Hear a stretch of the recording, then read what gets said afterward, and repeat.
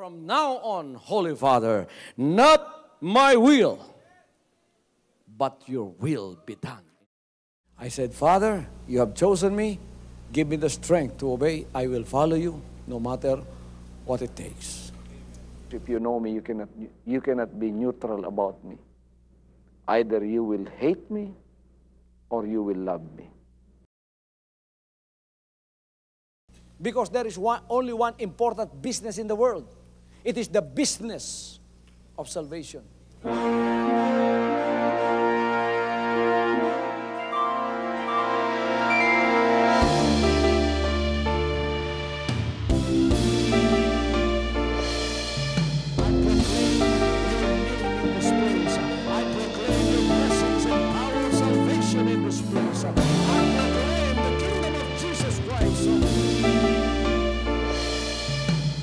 As I am concerned, and as far as the work of God is concerned, we have reached the end.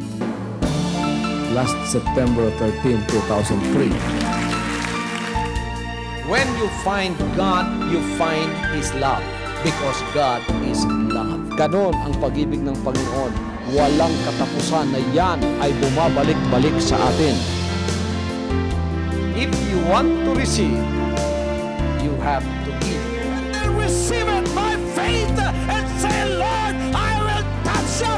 Because the game plan of God was to save us from seeing through the power of love. He has completed His salvation works in the Spirit. After April 13th, the door is open for everyone to come. The salvation works of the Father is now completed in me. Salvation is here.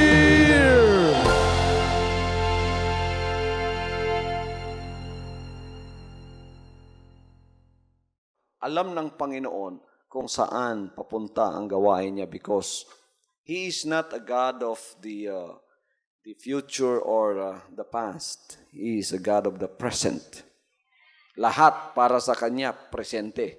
Walang past tense, walang future tense sa Panginoon. Lahat, present tense. So, nagpapasalamat tayo sapagkat binigyan tayo ng isang napakagandang papel. Amen? At ibinigay sa atin ang pangalan na higit sa lahat ng pangalan. Salamat, hindi ibang pangalan ang binigay sa akin. Amen? Sa panahon ng ating Panginoon, hindi masyadong popular ang pangalan niya. Pero siyang tunay na pangalan. Popular bang Panginoon sa panahon niya? Hindi, pinangako pa nga eh. Di ba? Ipinako pa nga eh. Ipinako ang ating Panginoon dahil hindi siya naging popular sa panahon niya. Pero wag po kayong padadala sa istorya na hindi popular ang pangalan ng ating Panginoon. Sapagkat popular man o hindi sa harap ng tao ang pangalan ng Panginoon, yan ay ang pangalang higit sa lahat ng pangalan. Wala nang ibang pangalang ibinigay sa silong ng langit na sukat nating ikaligtas, kundi ang pangalan ng ating Panginoong Jesucristo. Acts chapter 4, verse 12. At dahilan dyan, tayo ngayon ay nandito sa paglilingkod na kung saan tayo dinala ng ating buhay na Diyos upang tumakbo kasama ng napakaraming tumatakbo sa paligsahan ng kaligtasan. Just imagine all of the people in the world that are running the race, the Christian race, in order to obtain one thing. In order to obtain one thing that is the most important thing in the world. Ano yon? Ang kaligtasan sa pamamagitan ng rapture. Di ba lahat ng mga Kristiyanong nagsasamba ngayon, iyan ang pinaka-ultimate goal. At iyan ang pinaka-ultimate na hinahanap nila. Sumagot kayo. Di ba totoo? Bakit kayo naririto? Ours is not a social gospel. Ours is a gospel of salvation. Hindi tayo naglilingkod sa Panginoon so we can have a name of our own. Hindi tayo naglilingkod sa Panginoon upang tayo ay sumuntok sa hangin o wala tayong direksyon o wala tayong minimithi na makakamtan. Sa lahat ng aking pangangaral, I am a prosperity preacher because I believe that God has promised prosperity for His children. Praise God. Hindi ako naniniwala tulad sa pangangaral ng ibang mga mangangaral na pagka tayo daw ay naglilingkod sa Panginoon, dapat daw ay maging dukha tayo. Sapagkat ang karukhaan daw ay kalooban ng Diyos. Gawa ng ang karukhaan ay nagpapa-humble sa isang tao. Kaya in order to stay humble, you must always be poor at all times. I do not believe that because that is not what the Word of God says. Hindi yan ang sinasabi ng banal na kasulatan. Mali ang mga paniniwalang ganon. Sapagkat ang sinasabi ng banal na kasulatan, pagka tayo ay lumapit sa kaligtasang ibinibigay ng Panginoon, pumapasok tayo sa isang covenant at kasama ng covenant na yan ay ang pagpapalang pangako ng Panginoon na habang naririto tayo sa lupang ito, ay tatanggapin natin. Amen? So, while we serve God, I believe in the financial and material prosperity of all of His children.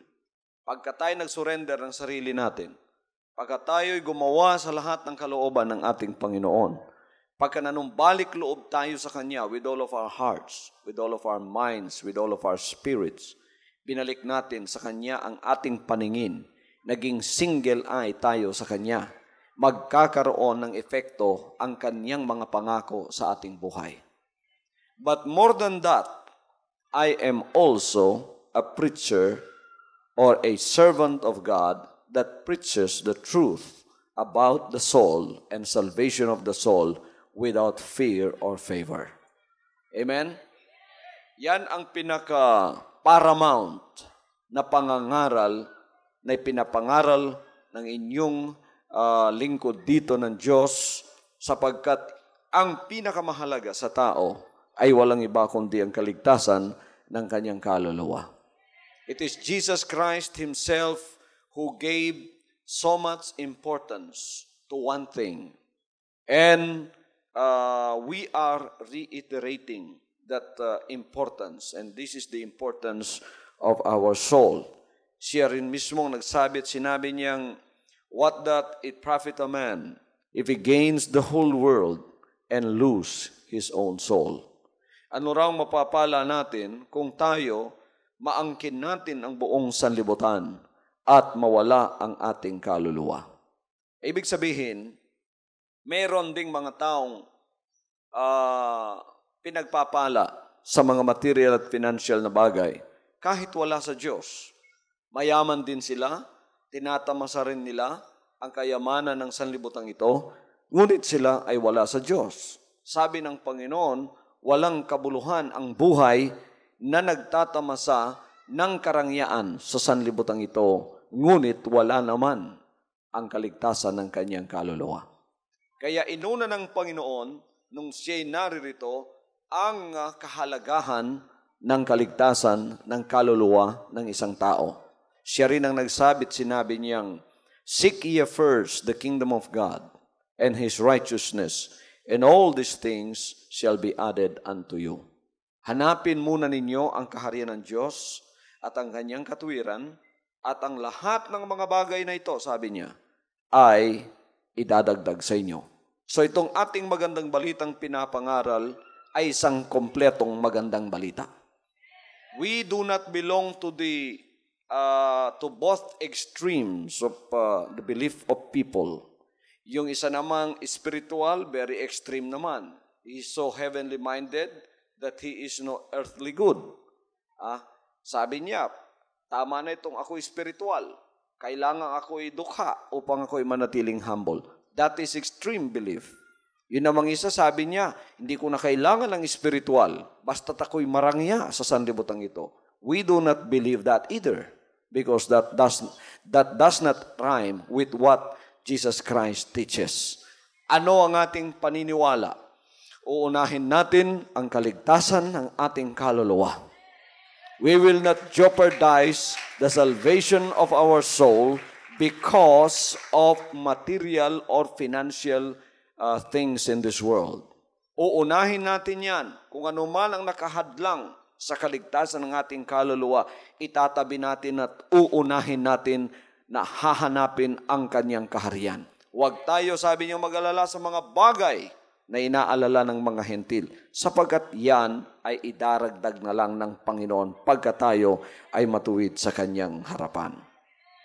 So, tumatakbo tayo ngayon na walang hadlang. Tumatakbo ba kayo? Paano yung malalaman tumatakbo kayo? Pagka kayo ay nagpapatuloy na malakas at masigasig. Praise the Lord. Hindi nanlulupaypay. Kahit pagod na, kahit pinapawisan pa sa Espiritu, ngunit malakas pa rin ang takbo ninyo sa paglilingkod. Masigasig pa rin kayo. Alam ninyo, mga kapatid, maraming mga sinabi ang Panginoon na kung di natin pag-aaralan, ay akala natin na wala yon. Ngunit, marami siyang sinabi na dapat malaman natin paulit-ulit sapagkat yan ay mga mahahalaga at ang pag-uusapan natin ngayon ay ang pagtakbong espiritual ng bawat sumasali sa paligsahan ng kaligtasan. Sabi ng Panginoon, kayo'y magsipasok sa makipot na pintuan, sapagkat maluwang ang pintuan at malapad ang daang patungo sa pagkapahamak, at marami ang dooy nagsisipasok. Sapagkat makipot ang pintuan at makitid ang daang patungo sa buhay, at kakaunti ang nangagkakasumpong noon. Everybody say amen. Matthew chapter 7 verses 13 hanggang 14. Pinakita ng Panginoon dito sa atin ang 200. Ang isa'y makipot na pintuan at ang isa ay isang maluwang na pintuan. Sabi niya sa makipot na pintuan ay hindi marami. Makipot at makitid na pintuan ay hindi marami ang nangakasumpong noon. Hindi marami ang nakakita noon. Kakaunti lamang, sabi niya, ang nakakasumpong noon, kakaunti lamang ang pumapasok doon. So, tingnan ninyo sa race. Sa pagpapasimula, hindi yun ang counted. Nakakita ako ng marathon. Palagi akong nanonood ng TV at kuminsan ay nakikita ko yung mga malakihang marathon. Palagi kong nakita yung Boston Marathon na yung talagang tulay, mga kapatid, pumupuno yun. 10,000 ang taong tumatakbo. Pag-start, napakasaya. Sapagkat, biro nyo, tatakbo yung 10,000. Amen? Masaya kung tingnan mo ang 10,000 tumatakbo. Amen? Kala ng iba, yon mga kapatid, ang katapusan ng isang pagtakbo sa isang paligsahan. Yung pagpapasimula, marami sapagkat pasimula pa lamang. Ngunit, hindi counted yon kung price ang pinag-uusapan. Sapagkat lahat tumatakbo. Pero sa endurance, makikita mo sa katapusan na iilan-ilan na lamang ang natitira. Hanggang tumingin ka at makikita mo sa patapos na natakbuhan na yan, iisa na lamang ang nauuna. Hindi na masaya ang katapusan sapagkat iisa na lamang. Ngunit, yon ang pinakamahalaga.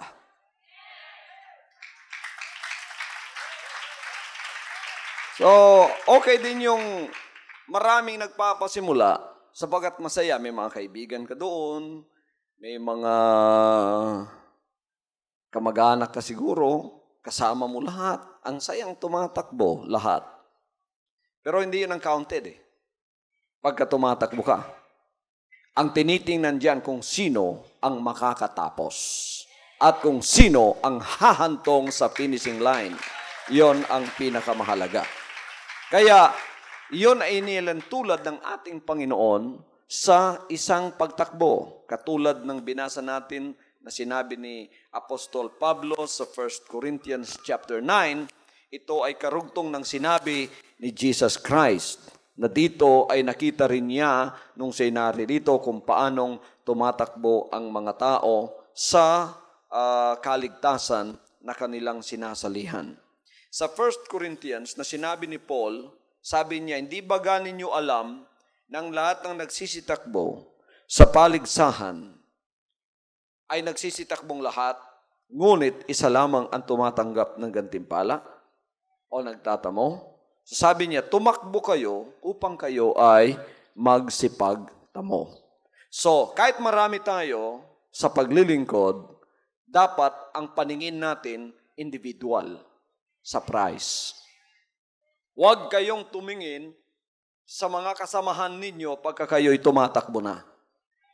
Magsumikap kayo sa sarili ninyo na nakatingin sa price. Dito nagkakamali ang napakarami. Sabagat tumatakbo sila, pagkatapos mga kapatid, na sidelined at hindi na nakapagpatuloy. Kung siya ay dadaanan mo, tatanungin mo, bakit huminto ka na at hindi ka na tumatakbo? Kasi ako ay natisod eh. Huwag kang tumingin saan mang dako sapagkat ang atin pong gantimpala ay pang-individual na gantimpala. Although we are a corporate body of Christ, itong Jesus Christ, the name above every name, is a corporate body of Christ. Lahat tayo ay tumatakbo. Hindi ibig sabihin na ang katagumpayan ng isa pagdating sa finishing line ay kasali ka na ron sapagkat nakaangkas ka na. So Brad, ako ay mananatili dito sa tabi na lamang, hindi na ako tatakbo, ngunit dahil kaibigan kita, pagka ikaw umabot sa finishing line, isama mo na ako dyan, ha? Hindi ganon ang kaligtasan. Ang kaligtasan natin, kahit marami tayong nagpapasimula sa pagtakbo o nakikisali sa paligsahan, mga kapatid, ang lahat ng makakaabot lamang sa finishing line ang siyang tatanggap ng gantimpalang sinasabi ng banal na kasulatan. Kaya, ang Galatians chapter 5 verse 7 ay mayroong isang napakagandang katanungan na maaari din naman nating itanong sa ating mga sarili sa ganang paglilingkod na tayo ay kasali. Nagsisitakbo kayong mabuti ng una. Amen? Sino ang gumambala sa inyo upang kayo'y huwag magsisunod sa katotohanan? Ibig sabihin niya, ang ganda ng takbo ninyo sa pagpapasimula. Bakit? Sino bang humadlang sa inyo na ngayon ay huminto na kayo sa takbong yan? Ang takbong ating tinatakbuhan ay isang spiritual na pagtakbo sa pananampalataya upang tayo ay makatamo ng isang gantimpala na walang iba kundi ang buhay na walang hanggan. Mahalaga pala sa isang tumatakbo ang tinatawag na endurance. Ang lahat ay magsabing endurance. Kaya naman mga kapatid, tayo ay may ginagawang pamamaraan sa ating pananampalataya na ayon na rin sa utos ng ating Panginoon. Bakit sinabi ng Panginoon na makipot at makitid ang daan? Hindi ko sinabi yan. Sinabi ng Panginoon yan. Baka sabihin ninyo, akala ko ang luwang ng daan dyan. Sinabi ni Pastor, makitid pala. Hindi ko sinabi yon. Sinabi ni Jesus Christ yun. Di ba si Jesus Christ ang ating tagapagligtas? Di ba siya ang hinahanap natin? Di ba dumadalangin tayong, Panginoon, mapalapit sana ako sa iyo? In order to be close to God, you must have to find what His Word says. It is impossible to be close to Jesus Christ without you obeying His words. Imposible nating makilala si Jesus Christ na hindi natin makikilala at masusunod ang kanyang banal na salita. Kaya isang araw, mga kapatid, ay merong isang taong lumapit sa kanya. At sinabi ng taong ito, Panginoon, paano ko ba mapapasok ang iyong kaharian at paano ko mamanahin ang buhay na walang hanggan? Sabi ng Panginoon sa kanya, tuparin mo ang lahat ng mga kautusan. Yung taong yon, dahil matuwid, religyoso at lahat, etong sagot niya sa Panginoon. Sabi niya, tinupad ko ng lahat yan mula nung ako'y bata pa. Tapos, the Lord took a second look at him at sinabi sa kanya, tiningnan siya dahil siya ay mayaman sa sanlibutan ito. Sabi niya, mabuti, hindi ka na malayo sa kaharian ng Diyos. Malapit ka na. Sabi ng Panginoon sa kanya, pero meron pang isang kulang ang buhay mo. Sinabi ng Panginoon sa kanya, sapagkat nakita niya sa taong yon na ang kanyang kayamanan ang siyang magiging hadlang. Kasi kung nasaan ang kayamanan mo, nandoon ang puso mo. Hindi pwedeng lumakad ka sa 200. 100 lamang ang dapat puntahan mo. Sabi ng Panginoon sa kanya, may kulang ka pa. Ito ang kulang mo. Ipagbili mo ang lahat ng iyong mga ari-arian, ibigay mo sa mga dukha, sumunod ka sa akin at pasanin mo ang iyong krus. Anong pinapakita ng Panginoon sa kanya? Ang tunay na daan. Ang daan na kung saan siya ay gustong pumasok. Ang daan na kung saan siya ay gustong tumakbo. Ngunit anong nangyari sa mukha ng mayaman? Sinabi ng Panginoon, nawalan siya ng kagalakan. Maraming naghahanap ng katotohanan. Pagka sila ay pinahayagan ng Panginoon sa katotohanan, imbis na sila ay maging masaya, nawawala ang kanilang kagalakan. Sapagkat dalawa ang nag-aagawan sa kanyang puso. Ang bagay ng sanlibutan at ang para sa Diyos. Ang sa Panginoon, mga kapatid, na itinuro niya sa mayamang lumapit sa kanya, ay sinabi niyang, unahin mo muna ang aking kaharian at ang aking katuwiran. Iwan mo muna ang pag-iisip mo sa lahat ng iyong kayamanan. Bakit sinabi ng Panginoon yon? Sapagkat alam ng Panginoon na ang buhay ng tao ay magiging walang kabuluhan kahit ang lahat ng kayamanan ay nasa kanya, sapagkat hindi tayo mananatili dito ng walang hanggan. The lifespan of a man is only 70 years, the Bible says. 70 anyos lamang ang tao dito. Pagka umabot na kayo ng 70 anyos, expired na kayo. May mga produktong binibili natin, expiry date. Merong expiry date, di ba? Bumili ka ng gatas, kailan ang expiry date niyan. Bumili ka ng bread, may expiry date yan. Ang tao, kailangan makita mo sa dibdib mo, expiry date, 70 years only. Pagka umabot ka na ng 70 years, expired ka na. Pagka ikaw ay lumampas pa ng 70, bonus na yan. Pasalamatan mo ng Diyos, may bonus years ka na. Ang iba may bonus years na 20 years. Pero kahit 20 years, okay, 70 plus 20, naging 90 ang buhay mo dito, maliit pa rin yun sapagkat mamamatay ka pa rin. Lilipas ka pa rin. Ang lahat ng mga bagay na iniipon mong yan, iiwan mo ring lahat yan. Kaya merong isang mayaman, nagyabang. Ayabang ng isang mayaman na yon. Nakita niya, naging successful siya. meron siyang business acumen, meron siyang business ability. Maliliit ang mga bodega niya. Tapos sinabi ng banal ng kasulatan, ngayon ay pinagiba niya yung maliliit na bodegang yon at nagpatayo siya ng mas malaking mga bodega. At pinasok doon ang lahat ng kanyang mga iniipong kayamanan. At sa gabi, nagbulay-bulay siya at sinabi niya sa kanyang sarili, kaluluwa, sabi niya.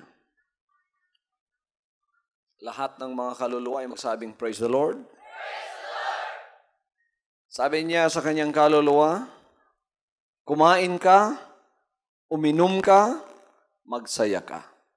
Sapagkat napakaraming kayamanang nakaimpok at nakaipon para sa iyo. Ngunit anong sinabi ng Panginoon nung kinagabihang siya'y natulog?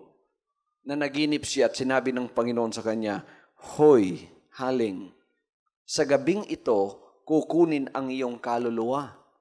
At sino ang magmemay-ari ng lahat ng bagay na iyong inipon? Iron ninyo, no? How frail life is. Napakalaking question noon, tinanong ng Panginoon sa kanya. Sino ang magmemay-ari ng lahat ng iyong inipon? Ibig sabihin ng Panginoon, huwag kayong masyadong umasa sa buhay na ito na wala ako. Nawala kayo sa kaligtasan.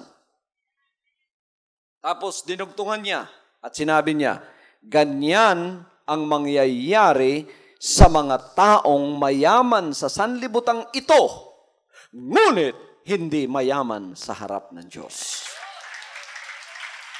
So, ang unahin muna natin ay ang kayamanan ng Diyos. Ang gara-gara ng buhay ngayon. Smooth lahat. Tulad ng mayamang yon, smooth lahat. Biglang-bigla ngayon, inatake sa puso. Biglang-bigla, nasa hospital. Biglang-bigla, ang lahat ng inipon, nawala lahat. Biglang-bigla, mga kapatid, bumalik sa naghihingalo na siya. Biglang-bigla, may pagbabago ang kanyang buhay. Kaya sinabi ng Panginoon sa lahat ng mga anak niya na magsumikap kayo na pumasok sa makitid at makipot na daang yan. Magpatuloy, sabi ni Pablo, nakatingin sa gantimpalang nasa unahan. Tumakbo, sabi niya, kalimutan na ninyo ang nakaraan. Huwag na ninyong babalik-balikan pa ang mga nakaraan. Ang mga nakaraan, sabi ni Paul, ay pabayaan na ninyo at harapin ninyo ang mga bagay na nasa unahan. Kung kayo'y malakas tumakbo noon, mas lakasan ninyo ngayon. Lalo na ngayong nakikita na natin ang finishing line. Lalo nating lakasan ang ating pagtakbo. Kaya sinabi ni Paul, sa binasa natin kanina sa 1 Corinthians chapter 9, napakaganda nito mga kapatid. Sabi niya, ang lahat ng sumasali sa palaruan ay nagpipigil sa kanilang mga sarili. Dinidisiplina nila ang kanilang sarili. Sinabi niya, ginagawa nila ito upang sila ay magtamo ng putong na may pagkasira. Ngunit tayo, niyaong walang pagkasira. Kaya dito, bawal ang lahat ng mga hindi kalooban ng Diyos. Hindi ako nagbawal noon, ang Panginoon. Pero pagkamahal mo ang Diyos, yung mga bawal-bawal na yon, automatic gagawin mo na yon na parang hindi taong nag-uutos sa iyo. Sapagkat mahal mo siya, di ba? Kaya automatic, pagka tayo lumalapit sa Kanya, nawawala na yung sigarilyo natin. Isang bagay ng bisyo yon. Nawawala na yung pag-iinom natin. Nawawala na yung mga bagay na hindi kalooban ng Diyos sa buhay natin. Tinutulungan tayo ng Holy Spirit as we desire to serve God. Sabi ni Pablo, kaya ako nga'y tumatakbo sa ganitong paraan na hindi gaya ng nagsasapalaran o nagtitake chance lamang. Sa ganito rin ako'y sumusuntok na hindi gaya ng sumusuntok sa hangin. Kaya ang pananampalatayang sinamahan natin sa paglilingkod sa Panginoon ay siguradong pananampalataya. Napag sumampalataya sa Kanya, tayo ay nag-alay ng ating buhay sa Kanya. Siguraduhin na natin ang ating paglilingkod. Hindi tayo sumusuntok ng hangin at kikipagsapalaran. Pagka tinatanong mo yung kaluluwa at sarili mo, ewan ko kung ako'y maliligtas. O kaya tatanungin mo yung iba, alanganin mga kapatid sa kanilang paglilingkod. Pagka tayo naglingkod, ibigay na nating lahat. Buong puso, kaluluwa, tayo ay tumakbo na kasama ng ating Panginoon. At yan din ang sinabi ni Paul dito mga kapatid sa Philippians chapter 3 verse 14. Magandang sinabi ni Paul sa Filipos kapitulo 3 versikulo 14. Sabi niya, nagtutumulin ako sa hangganan sa gantimpala ng dakilang pagtawag ng Diyos kay Kristo Jesus. Nagtutumulin ako sa hangganan sa gantimpala. Lahat ay magsabing, nagtutumulin ako sa hangganan sa gantimpala. Ayon ang nakikita natin. Kaya tayo tinawag ng ating Panginoon. Sumali tayo sa race na ito. Masaya mga kapatid ang race dahil tayo ay marami. Ngunit huwag ninyong tingnan ang pasimula, kundi ang tingnan ninyo kung kayo ba'y makakatapos sa paglilingkod ninyo. Upang kayo'y makatapos, dapat ang mga mata ay nasa unahan. You always look unto Jesus, the author and the finisher of your faith. Huwag kayong tumabi sa daan, pagkatapos sabihin ninyong, ako'y natisod, ako'y nagambala ng iba, nang dahil sa iba, ayon, naaalis ng kagalakan mo sa pagtakbo. Kahit marami pang kasama mong tumatakbo, pabayaan mo yung naiiwan. Individual ang pagtakbo natin, individual ang paningin sa prize, at individual na tayo'y tatayo sa kanyang harapan at tatanggap ng gantimpala na kanyang ipinangako. At ano ang mga pag-uugali ng mga taong tumatakbo sa takbuhan ng kaligtasan? Ito ang kanilang pag-uugali, mga kapatid, tulad ng sinabi ni Paul sa Hebrews chapter 12, verse 1. Kaya't yamang nakukubkub tayo ng makapal na bilang ng mga saksi. Itabi namang walang liwag ang bawat pasan at ang pagkakasalang pumipigil sa atin at ating takbuhing may pagtitiis, ang takbuhing inilagay sa harapan natin. Ala tayo magsabing, takbuhing may pagtitiis. Subukan ninyong tumakbo ng 21 kilometers. Kung hindi kayo mapagtiis, 2 kilometro pa lang, hinihingal na kayo. Masakit na yung tagiliran ninyo. Wala nang hangin yung baga ninyo. At ang katawan ninyo ay nagsasabi sa inyong, huminto ka na, magpahinga ka na. Walang kabuluhan ang ginagawa mong pagtakbo. Pero tingnan ninyo mga kapatid, pagka kayo ay mayroong isang minimithi at tinitingnan, kayo ay nagtitiis sapagkat mahalaga sa inyo ang mithiing yon. Kung kayo ay isang natural runner lang, nagtitiis ka, nagpa-practice ka bago yan. Pagkatapos ng ikaw ay tumakbo na, lahat na iwan na, ngunit ikaw ay nagpapatuloy na may pagtitiis, na hindi mo iniinda ang lahat ng kahirapan, ngunit ikaw ay nagpatuloy doon sa unahan. Ganon din sa atin, sa ating paglilingkod. Amen? I have seen people come and go in serving God. They come, ang saya-saya, pagkatapos biglang tumabi, tapos hindi na nakapagpatuloy, susunod na nakita mo, naku, nasa tabing daan na, hindi na nakabangon. May iba, ibig pang tumakbo, masakit na yung paa, pilitin man nila, wala na silang ibubuga pa. Ngunit mayroong iba na talagang ang pagtakbo nila, mulat pa simula, ay pareho pa rin hanggang sa sila ay nasa finishing line, nagtutumulin pa rin hanggang ngayon. Tinatakbo nilang may pagtitiis ang takbuhing inilagay sa harapan nila. At inaalis yung mga pasan. Kung tumatakbo ka, you must have to strip for that contest. Kita niyo yung tumatakbo? Walang mga dala yun. Magaan yung mga damit nilang suot. Walang pinapasang anuman. Pagkatapos sa kanilang pagtakbo, hindi sila lumilingon-lingon. Hindi sila tumitingin-tingin kung saan. Talagang nakafocus ang kanilang mga paningin sa unahan. At tayo, bilang mga anak ng Diyos, kung anuman ang nagpapabigat sa atin, alisin natin yan, itabi natin yan, isurrender natin sa Panginoon yan. Ano ang munting nagpapabigat sa atin? Kasalanan. Mabigat ang kasalanan. 1 kilong kasalanan, mabigat yan. Huwag ninyong dalhin. Itabi ninyo, isurrender ninyo sa ating banal na Diyos. Pagkatapos tumakbo na may pagtitiis. Yung walang pagtitiis, hindi makakatapos sa takbuhan yon. You will not endure the race if you are not patient. So patience is necessary.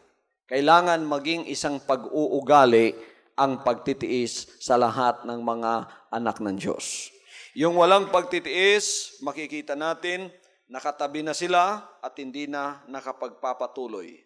Mga kapatid, ang Panginoon, tinawag tayo hindi upang mapahamak. Tinawag tayo ng buhay na Diyos upang tayo ay makatapos sa ating tinatakbong gawain. Praise God. Everybody say, praise the Lord. Praise the Lord. Kaya, sinabi naman ni Pablo sa ating pagtakbo, mga kapatid, ay isuot natin ang kasuotan ng isang bagong buhay. Ang isang bagong buhay na sinasabi niya ay isuot ng bawat isa upang makatakbo ng mabuti sa takbuhang inilagay ng Panginoon sa ating harapan. Kung kayo nga ay muling binuhay, nakalakip ni Kristo, ay hanapin ninyo ang mga bagay na nangasa itaas, na kinaroroonan ni Kristo, na nakaupo sa kanan ng Diyos. Ilagak ninyo ang inyong pag-iisip sa mga bagay na nangasa itaas, huwag sa mga bagay na nangasa ibabaw sa lupa. Sapagkat kayo'y nangamatay na, at ang inyong buhay ay natatagong kasama ni Kristo sa Diyos. Pagka si Kristo na ating buhay ay mahayag, ay mahahayag na rin kayo na kasama niya sa kalwalhatian. Praise the Lord. Patayin nga ninyo ang inyong mga sangkap ng katawang na nga sa ibabaw ng lupa. Pakikiapid, karumihan, masamang pita, masasamang nasa, kasakiman, na siyang pagsamba sa mga Diyos-Diyosan, na dahil sa mga bagay na iyan ay dumarating ang kagalitan ng Diyos sa mga anak ng pagsuway, na inyo ring nilakaran noong una nang kayo'y nangabubuhay pa sa mga bagay na ito. Datapwat ngayon ay inyo nangang layuan ang lahat ng mga ito: galit, kapuotan, paghihinala, panununghayaw, mga salitang kahalay-halay na mula sa inyong bibig. Huwag kayong mga bubulaan sa isa't isa. Yamang hinubad na ninyo ang datihang pagkatao pati ng kanyang mga gawa. At kayo'y mga bihis ng bagong pagkatao na nagbabago sa kaalaman ayon sa larawan niyaong lumalang sa kanya. Praise the Lord. Alisin ang ating datihang bihis ng datihang buhay. Ayon ang mga pag-uugali ng datihang buhay natin. Anong sinabi niya? Inutusan tayong pumatay. Alam ba ninyo yun? Baka hindi nyo alam yun. Colossians chapter 3 verse 5. Basahin nga ninyo kasama ko. Patayin nga ninyo ang inyong mga sangkap ng nakatawang nasa nga ibabaw ng lupa. Pakikiapid, karumihan, masamang pita, masamang nasa, kasakiman, na iyay pagsamba sa mga Diyos-Diyosan.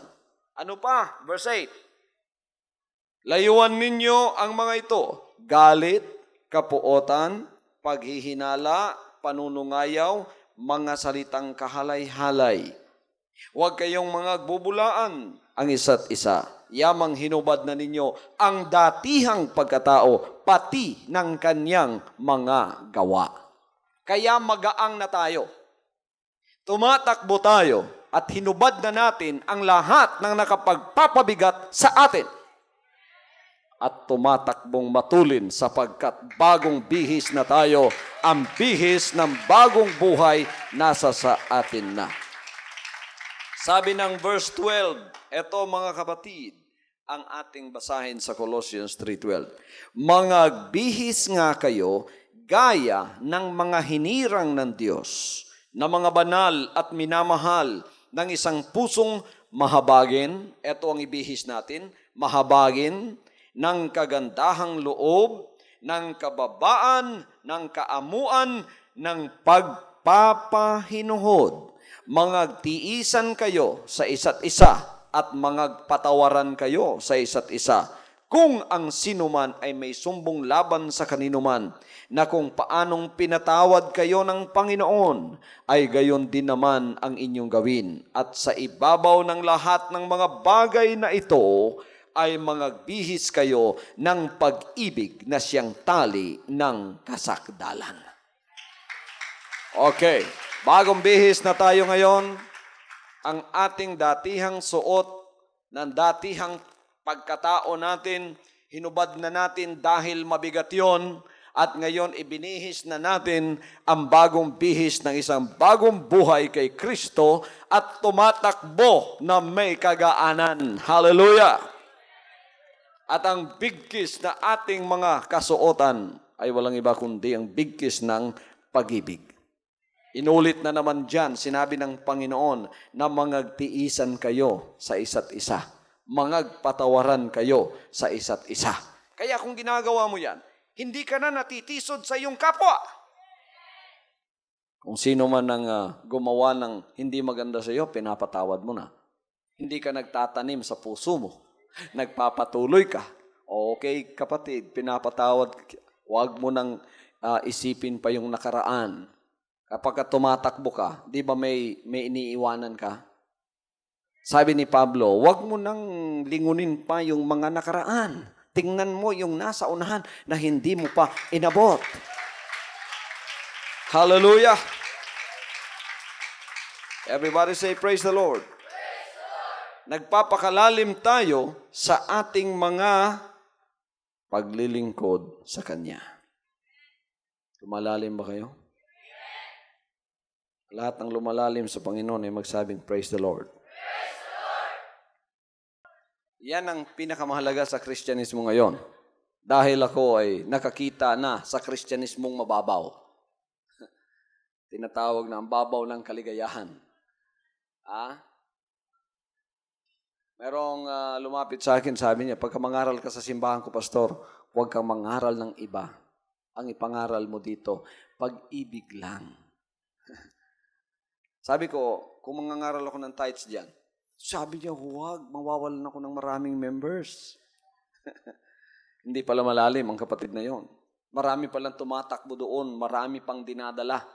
Sabi ko, kung ganun, marami kang members ditong magnanakaw pa sa Panginoon. Sabi niya, hayaan mo na sila. Kung hahayaan natin yun, pagkatapos napahamak, dumating ang judgment, humarap siya, ang buong akala niya, ligtas siya. Pagkatapos sinabi ng Panginoon, matuwid ka, pero isang kulang mo. Hindi ka nagbibigay ng tithes. At dahilan dyan, magnanakaw ka. Masisyak yung member ngayon. Sasabihin niya sa iyo, pastor, alam mo bang ako'y magnanakaw? Hindi ako nagbibigay ng tithes? Alam ko. Ba't di mo sinabi sa akin? Kasi natatakot ako, baka ikaw ay aalis sa iyong paglilingkod. Ayun, mababaw na Kristyanismo yon. Ang sa atin, mga kapatid, ay isang Kristyanismong malalim.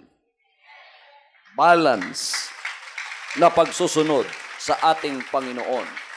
Hindi tayo namimili ng ating mga kinakain sa kanyang mga banal na sinalita. Hindi tayo namimili ng pagkain dyan. Lahat ng sinabi niya, kinakain natin. Makakain na ba ninyo ang mga malalalim ng mga salita ng Diyos?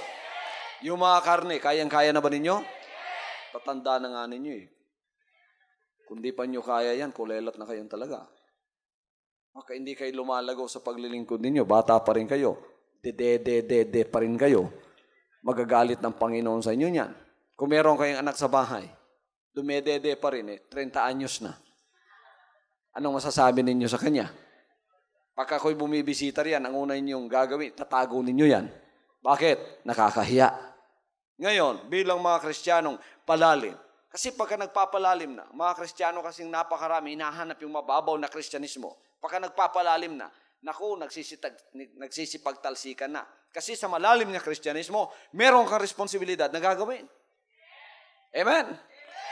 Kaya sinabi ng Panginoon, sumunod ka sa akin, sabi niya sa mayaman, pasanin mo ang krus mo. Yung pagpapasan, responsibilidad na yun. Gusto ng marami, susunod sa Panginoon, walang krus na pinapasan. May krus kang papasanin, patayin mo nga yung sarili mo eh. Ialay mo nga buhay yung sarili mo. Sa Old Testament, pag nag-aalay sila, ang inaalay nila doon, mga hayop. Pagkatapos ang pumapatay, yung pari, yung saserdote, siyang pumapatay sa kanilang mga alay, kinukuha yung dugo at winiwisik doon sa may altar. Dito, sa New Testament, pagka tayo nagsasamba, inaalay natin ang ating sarili. Tayo rin ang papatay noon.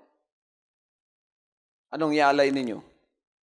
Yung pagiging hayop na ugali natin na nasa kasalanan ba? Kung kayo magnanakaw, pagka pumasok kayo dito sa pagsambang tunay, Lord, inaalay ko itong sarili ko, magnanakaw ako. Ikaw na magnanakaw, papatayin kita. Yeah! Hindi na ako magnanakaw sa iyo. Susunod na ako sa iyong kalooban. Praise God. Ano pa ang dapat ninyong ialay na patayin ninyo? Ayun, categorize na ng mga salita ng Diyos. Yun. Ialay ba ninyo? Tinatago ata ninyo. Kung minsan ako pang naghihirap dito at sinasabing, patayin mo na yan. Tapos tinatago mo. Huwag mong itago mga kapatid. Ikaw mismo ang mag-alay niyan. Ialay mo ang iyong sarili bilang isang handog na buhay sa harap ng Diyos upang maging kalugod-lugod ang iyong pagsamba sa Kanya. Sinabi naman ni Pablo dito sa Ephesians chapter 5, verse 1, kayo nga'y magsitulad sa Diyos na gaya ng na minamahal at magsilakad kayo sa pag-ibig, gaya rin naman ng pag-ibig ni Kristo sa inyo.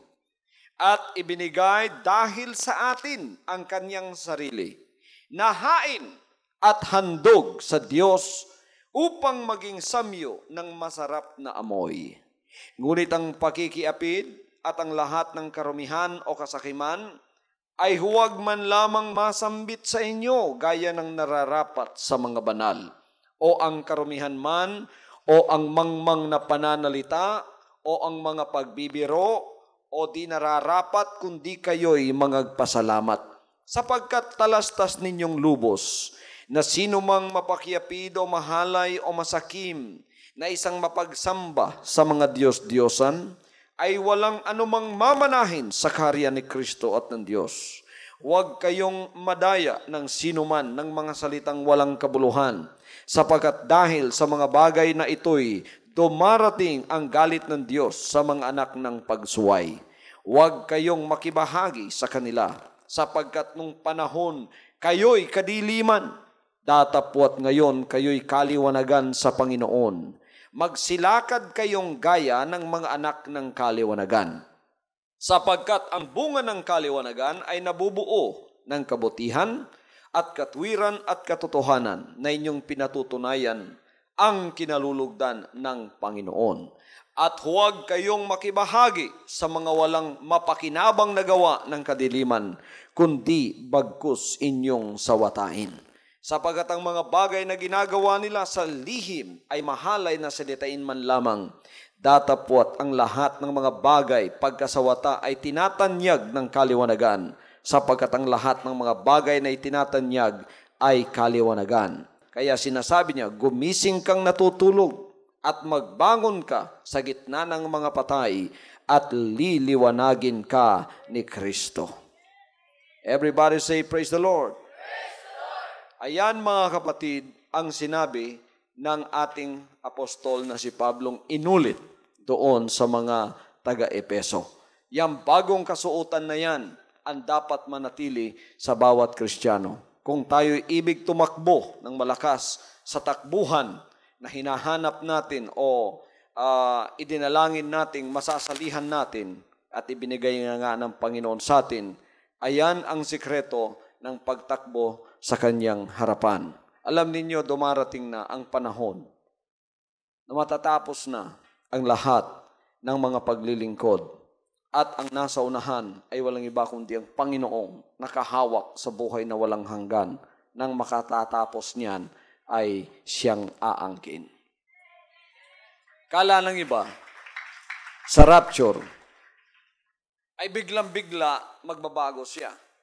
Sapagkat sinabi ng banal na kasulatan, in the twinkling of an eye, when the trumpet shall sound, all will not die, but all will be changed. Yung change na yon, yung pagbabagong yon, mangyayari noon pang ikaw ay bagong tumanggap kay Kristo. Tinanggap mo siya bilang tagapagligtas mo pagkatapos naglingkod ka sa Kanya at lumakad ka sa Kanyang kalooban. Di ba napansin mong ikaw ay nagbago na sa mga sandaling yun? Nagbago ka na. Naalis na ang lahat ng mga hindi kalooban ng Diyos sa iyo. Ang iba, 50% napagsisihan nila. Ang iba, 80%. Pagkatapos yung balance na 20%, araw-araw, bawat lumalakad siya sa Panginoon ay nagbabago yon. Ngayon, ang iba, 10% na lang ang balance nila. Tapos, ang iba, 100% na. Sino rito, mga kapatid, ang 50% pang nagbago sa kanyang buhay? Huwag kayong mahiya. Hihiya kayo, no? Sino rito ang 80% nakasurrender na, pero 20% ang natitira pa? Sino rito, 10% pala ang nagbago, 90% hindi pa? Malayo pa kayo sa takbuhan, ano?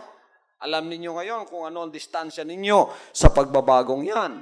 Kung ilang percentage ang nagbago na sa iyo, ganyan ka kalayo sa takbo. Sa iba, kailangan, mga kapatid, 100%. Pagka 100%, nangyari na ang pagbabago sa atin ng Panginoon, ikaw ay nakahanda na. Ikaw ay nakatanggap na ng tunay na pagbabago. Espiritu mo, binago na ng Panginoon, you are born again in the Spirit. Ang susunod niya, ng katawan mo na. Pagka napagbago mo yon, naging 100%, at hindi ka inabutan ng 70 years o ng lifetime mo at nabago mong lahat yon, itong katawan mo, hindi mo na i-deposit yan sa lupa. Dadalhin mo yan kasama mo doon sa pinangako ng ating Panginoon sa atin. Kaya't ang paglilingkod na ito ay naririto upang tulungan kayo kung paano tumakbo. Sinong gusto ditong i-deposit muna nila yung katawan nila sa lupa? Kaya minamadali natin ang pagbabago natin. Pagka kayo, nasiguro ninyo, 100%, Pastor, ngayon, 1994. August 1994. Ako po'y tunay na surrendered na sa Panginoon. Buong buo. Lahat, na-surrender ko na sa Kanya. Alam ninyo, naghihintay na lang kayo. Sa listahan ng Diyos, kayo ay nakalista na. Na pagdating ng panahon, bibigyan na kayo ng go signal. Sasabihin ng Panginoon, sapagkat ikaw ay nagbago sa takdang panahon na hindi kayo nabutan ng expiration date ng buhay mo,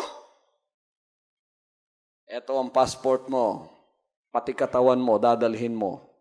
Pagka yan ay nangyari na sa'yo, umabot ka na sa finishing line. Praise the Lord, praise the Lord, praise the Lord, praise the Lord. Napakasarap na bagay pagka umabot kayo sa finishing line. Lahat ng problema ninyo, nalilimutan ninyo. Petty problems ng sanlibutan ito, walang kabuluhang mga problema. Kung minsan, maliit na utang lang, mga kapatid, ay pinoproblema ninyo, huwag na ninyong problemahin yan. Ibigay ninyo sa Panginoon. Ha? Minsan, pinoproblema ninyo, asawa lang ninyo. Huwag na ninyong problemahin yan. Business ninyo, huwag ninyong problemahin yan. Amen. Trabaho ninyo, huwag ninyong problemahin yan. Pagkain ninyo, huwag ninyong problemahin yan.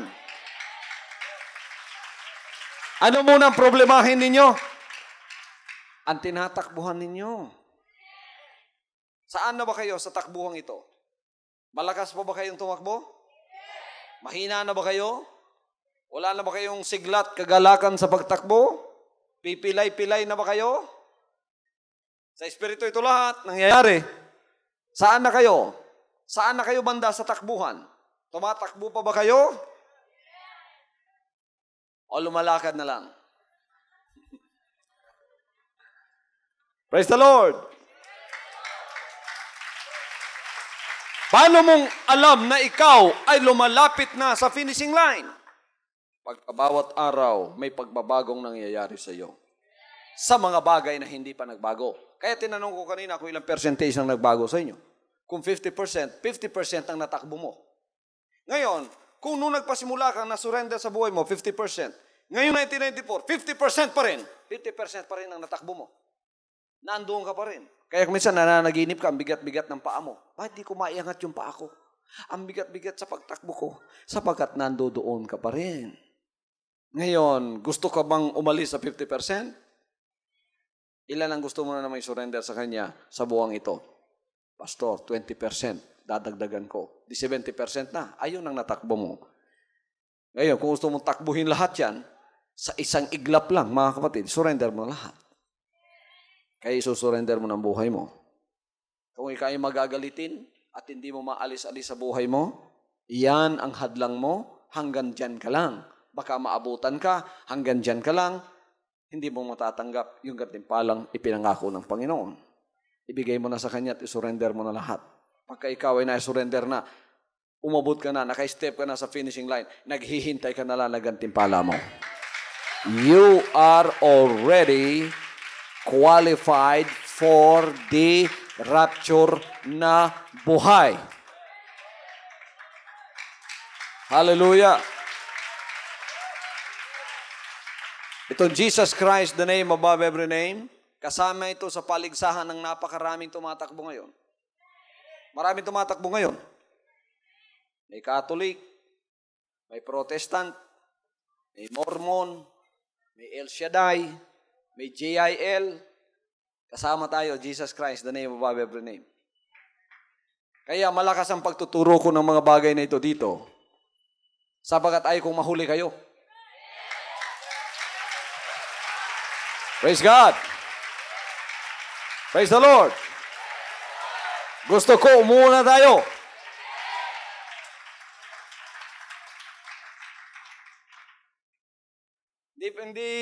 Hindi ano yung paramihan dito sa takbuhan.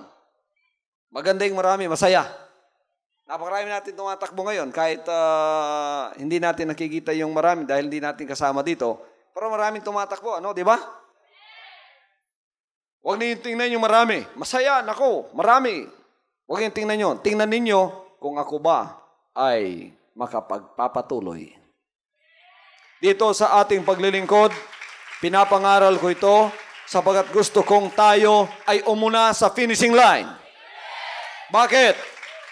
Nung ako ay humingi ng ministry sa Panginoon, ang hiningi ko ang ministry ng rapture. Kaya ministry ng rapture ang kanyang ibinigay. Kaya marunong akong mangaral sa inyo ng mga bagay na ito sapagat ito talaga ang specialty ng ating paglilingkod. It is the ministry of rapture na ang tao susunod, hindi dadaan ng kamatayan. Pagka siya ay nakatapos ng kanyang course sa buhay, hindi dadaan sa kamatayan.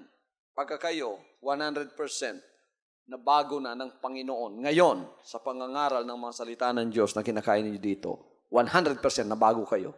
Naghihintay na lang kayo ng panahon. Tapos na kayo. Tapos na kayong kasama ko.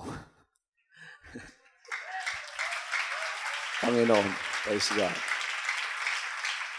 Yung mga natapos na, pumasa na kayo, na-surrender nyo lahat, katulong ko na kayo. Tapos, nakaharap na tayo doon sa tumatakbo. Sinasabi natin, bilisan ninyo! Sige, bilisan ninyo! Ayun ang magagawa natin ngayon. Kaya ako dito, nangangaral, nakaharap na sa inyo. Bilisan ninyo, mga kapatid!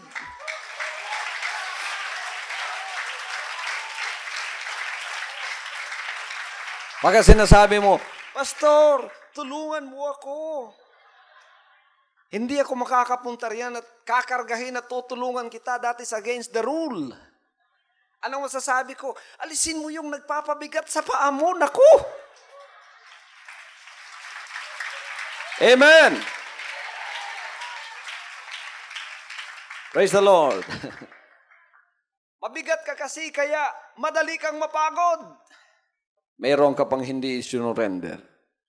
Ito ang bagong kasuotan. Isuot mo at alisin mo yung datihang kasuotan mo upang makatakbo ka ng matulin sa harap ng Panginoon. Sa taong ito, ilan kaya ang makakarating sa finishing line? Yan ang malaking katanungan. Ngunit ang Panginoon nagpapahiwatig sa akin, mga kapatid. Alam niyo sa ministry ito, isan lang kulang. Kunting-kunti na lang. Konti-konti lang. Bakit alam ko? Kasi tayo nauna eh. Marami tayong mga witnesses ngayon. The devils, the angels of God, all of the people, pagkadating sa finishing line, yan, makikilala na ang tunay na naglilingkod sa ating Panginoon. Sapagkat ang unang bibigyan ng buhay na walang hanggan dito pa sa lupang ito, ayon ang pinatunayang umabot nga sa finishing line na tunay. Praise the Lord. Gusto natin at hindi, mga kapatid, pagka may umabot sa finishing line, pagkatapos natapos na, gusto natin at hindi, lilitaw na yung sinabi ng Panginoon. Tulad ng sinabi niyang, ang eternal life ay kanya nang ibibigay. Ang tunay na eternal life, natapos, pati yung katawan natin babaguhin. Katawan natin ay babaguhin at isasauli ng tunay sa atin yung buhay na walang hanggan. Dito pa sa lupang ito. Kung sino makakatanggap niyan, siya ang pinatunayang umuna sa finishing line. Itong ating paglilingkod ay takbuhan. Pagka natapos mo na examination at sigurado mong correct lahat ang answer mo, magmadali ka, mga kapatid, sapagkat tapos na ang pagtakbo mo, tumulong ka na lang doon sa ibang tumatakbo pa. Palagpakan natin ang ating buhay na Diyos. Hallelujah, hallelujah.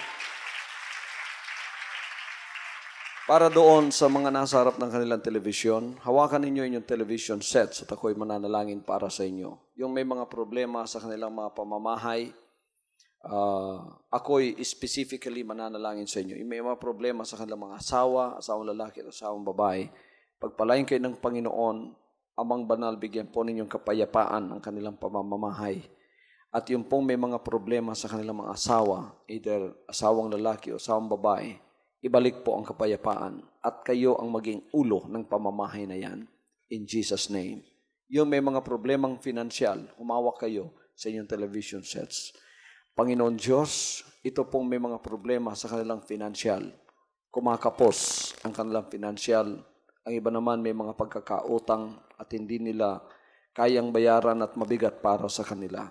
Bigyan po ninyo sila ng daan ng milagro upang makop up ang problemang yan. Sa pangalan ni Kristo Jesus, tanggapin mo ang milagro mo, kapatid. Ikaw naman na may problema sa iyong katawan o mga mahal sa buhay mong may sakit, hawakan mong television set. In the name of Jesus Christ, be healed right now. Ang kapangyarihan ng Panginoon papasok sa iyong katawan sa mga sandaling ito at ikaw ay paggagalingin sa lahat ng karamdaman ng iyong katawan. In Jesus' name, pati na yung mga mahal sa buhay, kaligtasan, O Ama, iyo ring ipabatid at ipaalam sa bawat isa na ngayon ay nanonood sa kaliwanagan na kanila pong nakikita sa pamamagitan ng pangangaral sa programang ito. In the name of Jesus Christ, tanggapin mo ang kaliwanagan ng kaligtasan ni Jesus Christ sa iyong buhay. In Jesus' name, amen. Palakpakan natin siya. Hallelujah. From now on, Holy Father, not my will, but your will be done. I said, Father, you have chosen me. Give me the strength to obey. I will follow you no matter what it takes. If you know me, you cannot be neutral about me. Either you will hate me or you will love me.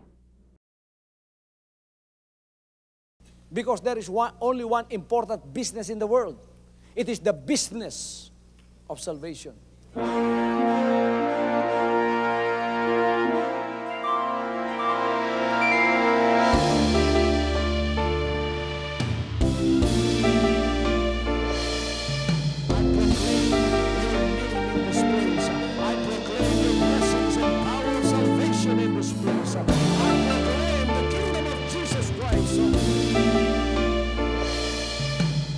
As I am concerned, and as far as the work of God is concerned, we have reached the end.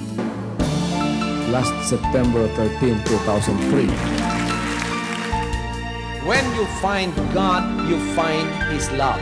Because God is love. Ganon ang pag-ibig ng Panginoon. Walang katapusan na yan ay bumabalik-balik sa atin. If you want to receive, You have to give. receive it by faith and say, Lord, I will touch up. Because the game plan of God was to save us from sin through the power of love. He has completed His salvation works in the Spirit. After April 13, the door is open for everyone to come. The salvation works of the Father is now completed in me. Salvation is here.